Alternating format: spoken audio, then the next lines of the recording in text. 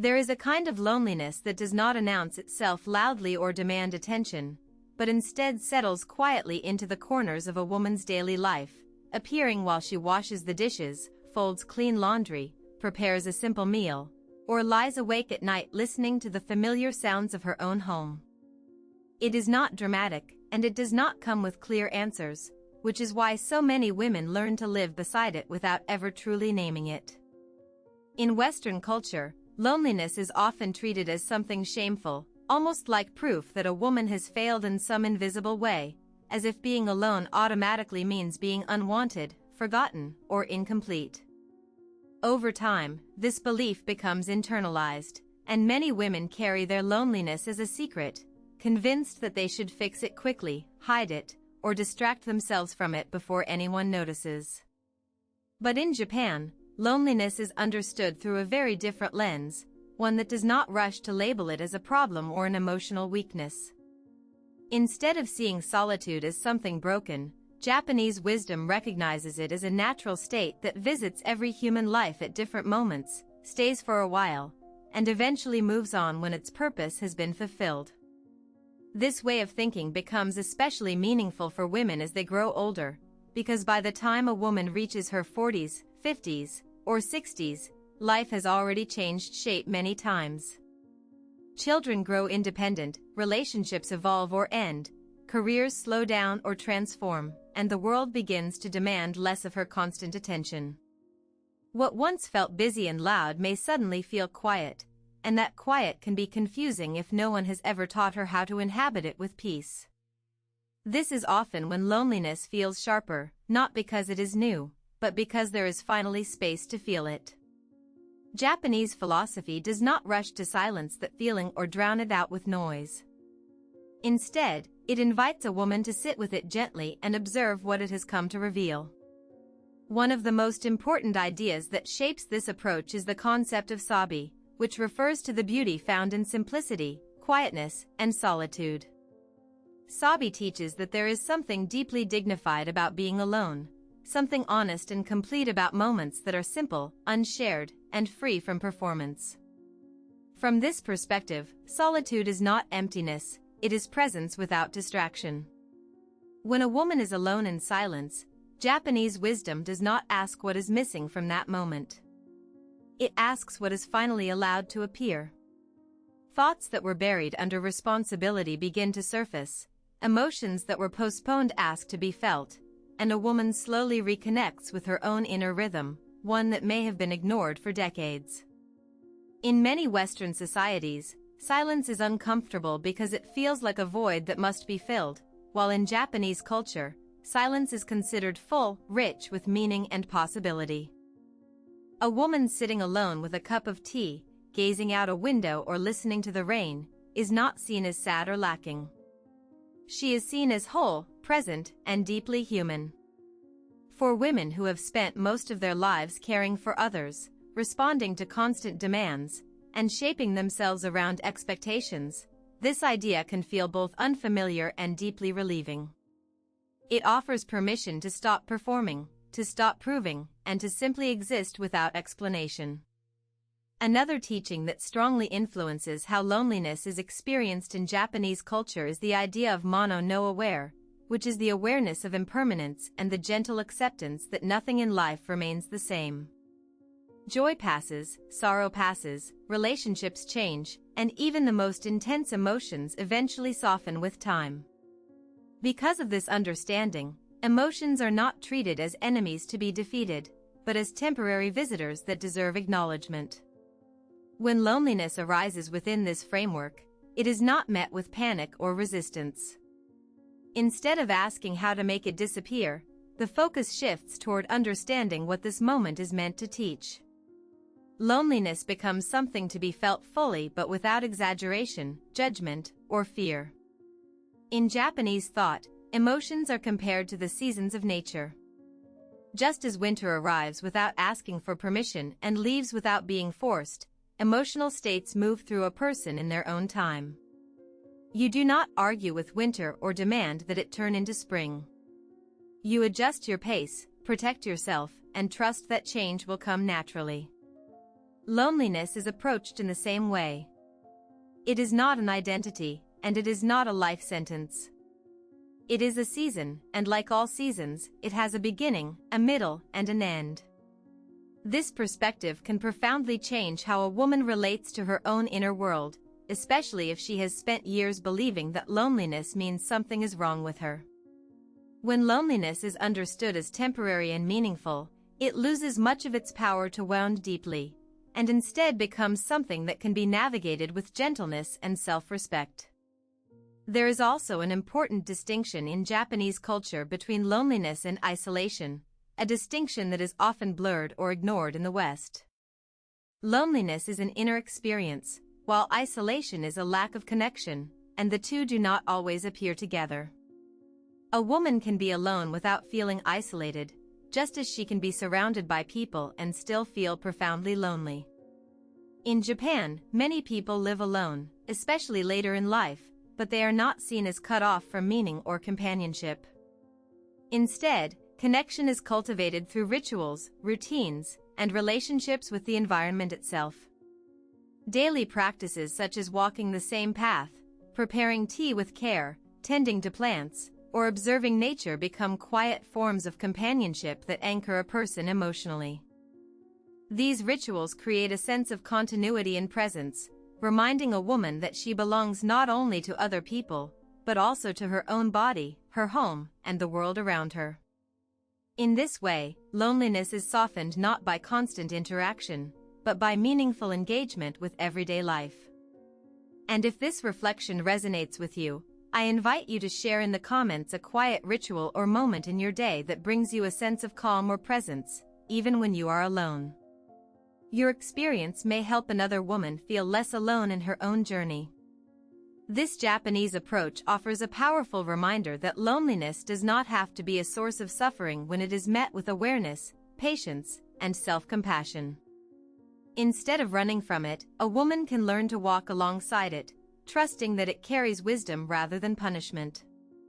When loneliness is no longer treated as an enemy, it becomes an invitation, gently guiding a woman back toward herself, toward wholeness, and toward a deeper understanding of her own inner life. As a woman begins to understand that loneliness is not an enemy but a passing state, something else quietly shifts inside her. She stops fighting the feeling and starts noticing how it behaves, how it enters her days, and what happens when she no longer tries to escape it. This is where Japanese wisdom becomes even more practical, because it does not remain only in philosophy, it gently enters daily life. In Japan, loneliness is never meant to be faced in abstraction. It is met through simple, grounded actions that bring the woman back into her body, her home, and the present moment. There is a deep understanding that humans do not heal through thinking alone, but through rhythm, ritual, and attention. This is why daily rituals are so important. Not dramatic routines or rigid schedules, but small, repeated actions done with care. Preparing tea slowly, walking the same path each morning, cleaning a small space with intention, watering plants, opening a window to let in fresh air. These actions may look ordinary from the outside, but inwardly they create a feeling of companionship with life itself. A woman who lives alone may not have someone speaking to her every day, but she still has movement, warmth, sound, texture, and continuity. She has the feeling of being part of something that repeats and responds. In Japanese culture, this is considered a form of connection, not a replacement for people, but a foundation that keeps the heart steady. Loneliness becomes heavier when days blur together without meaning. When there is no rhythm, no pause, no sense of grounding. Japanese rituals create gentle anchors that hold a woman in the present and remind her that she exists in relationship with her surroundings, even when she is physically alone. This approach also teaches something very important. Solitude does not mean withdrawing from the world emotionally. It means staying present with oneself while remaining open to life. The problem is not being alone, the problem is feeling fragmented inside. Japanese philosophy emphasizes wholeness. The idea that a woman can sit alone and still feel complete because her attention is gathered, not scattered. She is not waiting for someone else to validate her existence. She is fully inhabiting her own. This becomes especially powerful later in life, when many women realize that they spent years defining themselves through roles: mother, partner, caretaker, worker, supporter. When those roles change or soften, there can be a painful question underneath the loneliness: who am I now? Japanese wisdom does not rush to answer that question with labels. Instead, it invites the woman to experience herself directly, through quiet presence. Who you are is not something you have to explain. It is something you feel when you are at ease in your own company. Another reason loneliness causes suffering in Western culture is the belief that happiness must always be shared to be real. That a moment only matters if someone else witnesses it. In Japan, this belief does not exist in the same way.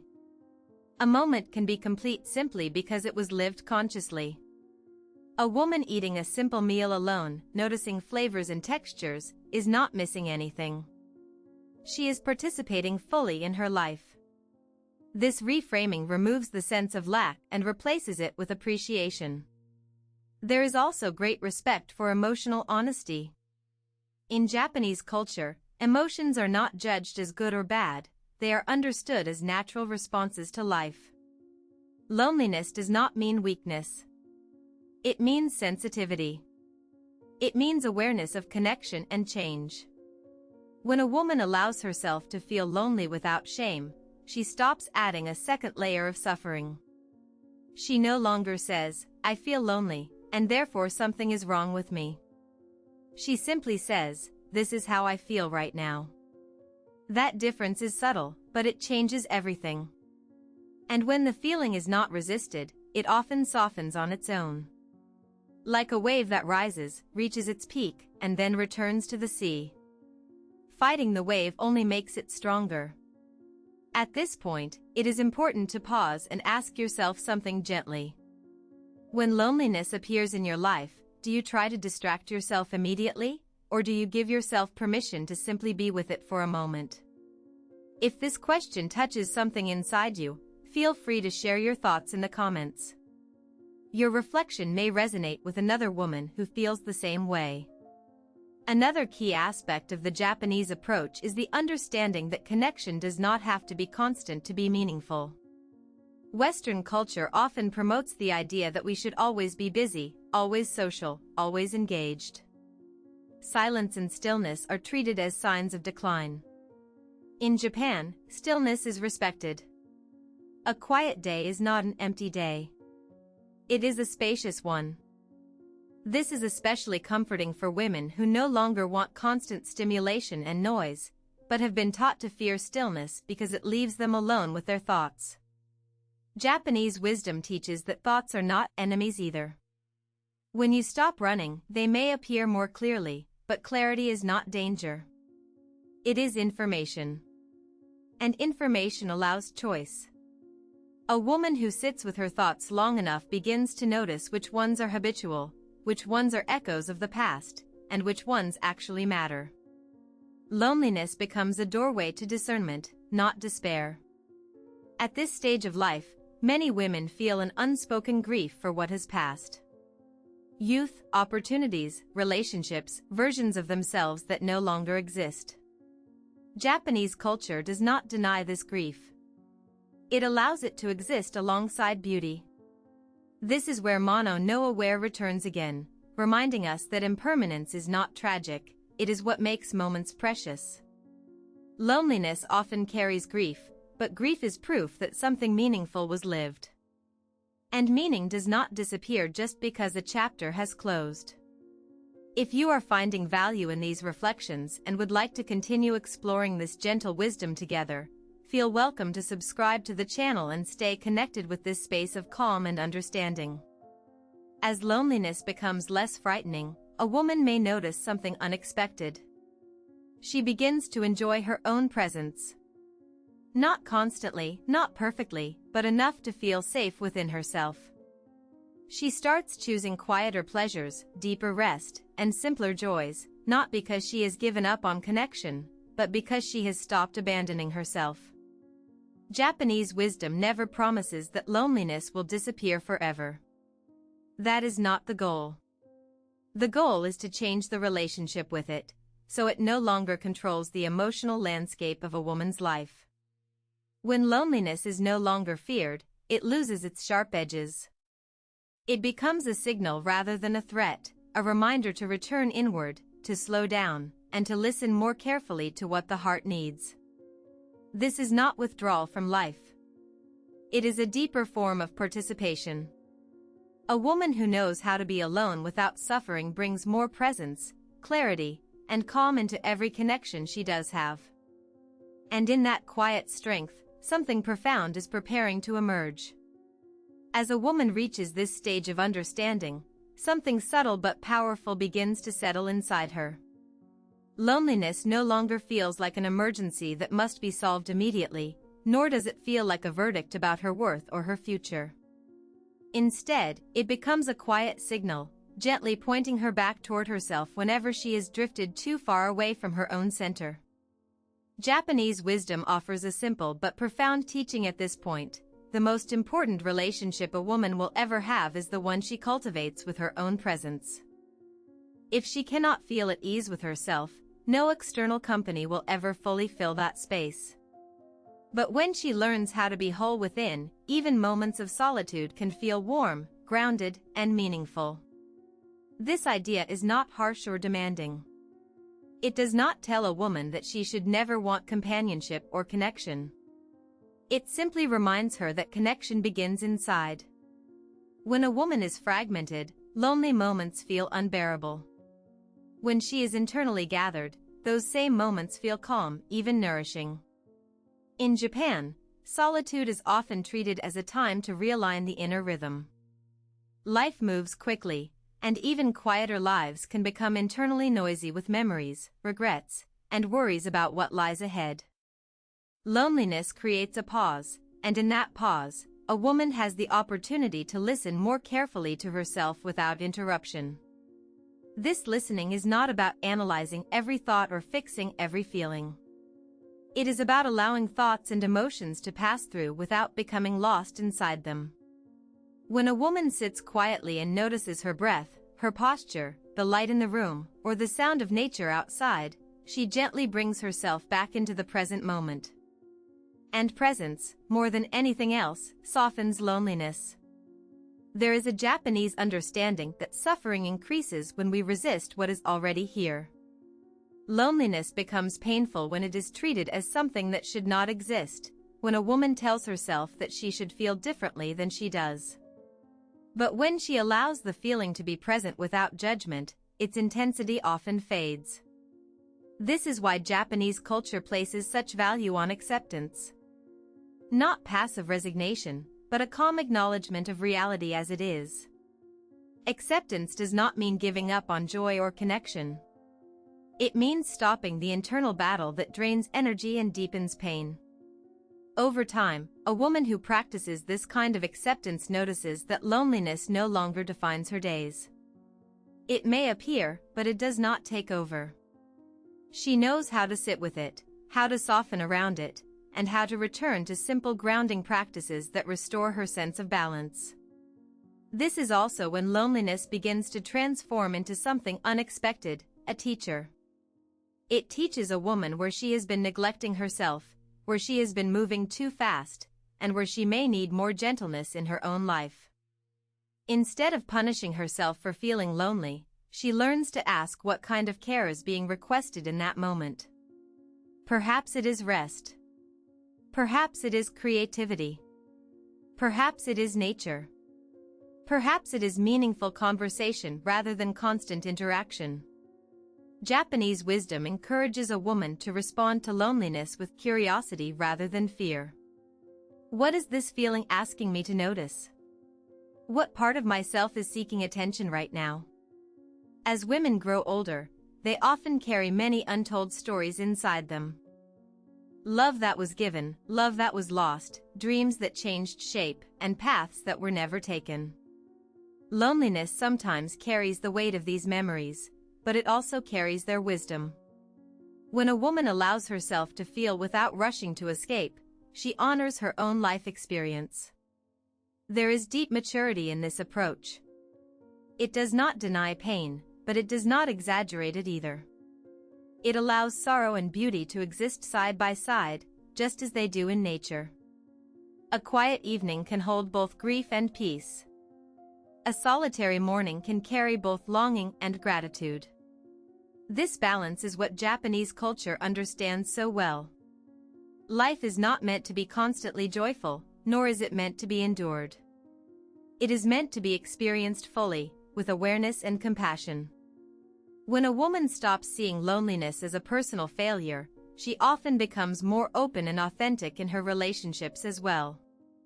She no longer seeks others to fill an internal void, but to share from a place of fullness. Her connections become calmer, deeper, and more honest, because they are no longer driven by fear of being alone. And paradoxically, this is often when loneliness visits less frequently. Not because it has been forced away, but because it has been understood. Japanese wisdom never promises a life without difficult emotions. Instead, it offers a way to move through them with dignity and grace. Loneliness becomes one of many emotional states, not the defining one. It becomes part of the human experience rather than something to hide or fear. As a woman learns to stay present with herself, she may notice a new kind of quiet strength emerging. She trusts her inner rhythm more. She feels less urgency to prove herself or compare her life to others. She begins to choose simplicity, depth, and meaning over noise and distraction. This is one of the most silent forms of emotional maturity. It does not announce itself, but it changes everything. And perhaps this is the greatest lesson Japanese wisdom offers about loneliness. When it is no longer treated as an enemy, it becomes a guide. It leads a woman inward, where peace is not dependent on circumstances, and where her own presence is enough. If this journey has touched something within you, I invite you to stay connected with this space of reflection and feminine wisdom. Subscribe to the channel and continue walking this gentle path with us. And if you feel called, share in the comments one insight from today that you would like to carry into your daily life. Loneliness does not mean you are lacking. It means you are listening. And listening, when done with compassion, always leads a woman back home to herself.